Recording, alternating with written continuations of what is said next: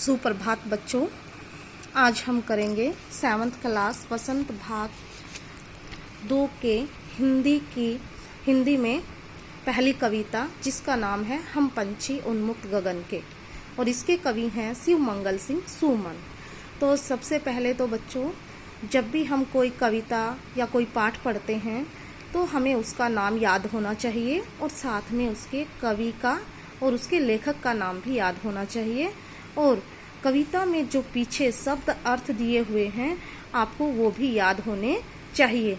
यदि वो हमें याद नहीं होंगे तो बच्चों हमें व्याख्या करने में समस्या आएगी। अगर आपको शब्द अर्थ अच्छे से याद हैं तो आप व्याख्या अच्छे से कर पाएंगे। तो अब आप व्याख्या देखिए। पहले तो हम इसका देखेंगे प्रसंग। प्रस्तुत पंक्तियां हमारी हिंदी की पाठ्य पुस्तक वसंत भाग 2 में संकलित कविता हम पंछी उन्मुक्त गगन से ली गई हैं। इसके कवि शिवमंगल सिंह सुमन जी हैं। इन पंक्तियों में कवि ने पक्षियों के माध्यम से गुलामी की अपेक्षा स्वतंत्रता के महत्व पर प्रकाश डाला है। तो बच्चों साथ ही साथ मैं आपको शब्दार्थ भी करवाऊंगी, तो ध्यान से देखिए। हम पंछी उन्मुक्त गगन के, पंछी पक्षी, उन्मुक्त आजाद, गगन आकाश, पिंजर बंद मतलब पिंजरे में बंद न गा पाएंगे। कनक सोने, तीलियां सलाखें, पुलकित कोमल, ये आपके इसमें जो कठिन शब्दार्थ थे वो हैं। अब हम इसकी व्याख्या करेंगे। हम पंछी उन्मुक्त गगन के, पिंजर बंद न गा पाएंगे। कवि एक पक्षी के माध्यम से कहता है कि हम स्वतंत्रता पूर्वक आकाश में विचरण करने वाले पक्षी हैं। हम पिंजरे में रहकर हम बिल्कुल भी खुश नहीं रह पाएंगे।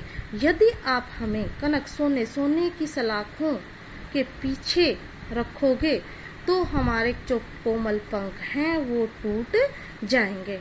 एक बार बच्चों दोबारा से देखो। हम स्वतंत्रता पूर्वक आकाश में विचरण करने वाले पक्षी पिंजरे में बंद रहकर प्रसन्न नहीं रह पाएंगे, यानी कि खुश नहीं रह पाएंगे। यदि आप हमें पिंजरे में बंद कर दोगे तो अगर आप हमें सोने की बनी सलाखों में भी बंद कर दोगे तो भी हम खुश नहीं रहेंगे, और हम उन सोने की सलाखों से टकराकर हमारे सोने की सलाखों से टकराकर जो हमारे कोमल पंख हैं वो टूट जाएंगे, अर्थात बिखर जाएंगे।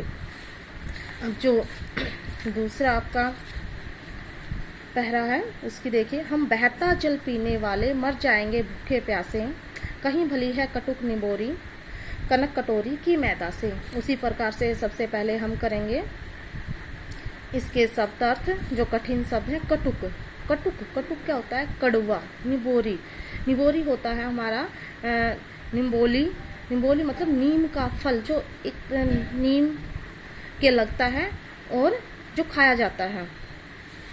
तो अब इसकी व्याख्या देखिए। हम बहता जल पीने वाले मर जाएंगे भूखे प्यासे। पक्षी क्या कहते हैं कि हम स्वतंत्र प्रवृत्ति के पक्षी हैं और हम नदी तालाबों से जल पीकर ही अपनी प्यास को बुझाते हैं। कहीं भली है, पहले हम इन नीचे वाली पंक्ति की करेंगे। कनक कटोरी की मैदा से, चाहे आप हमें सोने की कटोरी में मैदा होता है आटा, गेहूं से बना हुआ आटा, चाहे आप हमें सोने की कटोरी में मैदे से बने पकवान क्यों न दे दो, लेकिन हमें तो स्वतंत्र रहकर कड़वी निम्बोली अर्थात नीम का फल खाना ही हमें उचित लगता है। भली है मतलब उचित लगता है। यदि आप हमें बंद कर दोगे तो हम भूखे प्यासे ही मर जाएंगे। इसलिए आप हमें सलाखों के पीछे मत डालो, हमें पिंजरे में बंद मत करो। तो आपने बच्चों देखा कि दोनों पंक्तियों में पक्षी ने अपने स्वतंत्रता का भाव उजागर किया है कि वो किस प्रकार से स्वतंत्र रहना चाहता है, और यही प्रवृत्ति मनुष्य की भी होती है।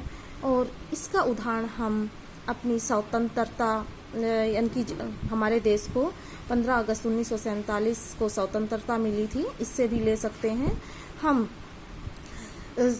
अंग्रेजों के गुलाम बनकर रह गए थे और हम आज़ादी पाने के लिए कितने छटपटा रहे थे।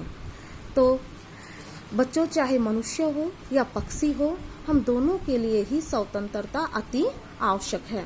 तो हमें किसी को भी बंधन में बनाकर नहीं रखना है, क्योंकि स्वतंत्रता का अधिकार सबको है। अब बच्चों, नीचे वाली पंक्तियों की व्याख्या देखिए।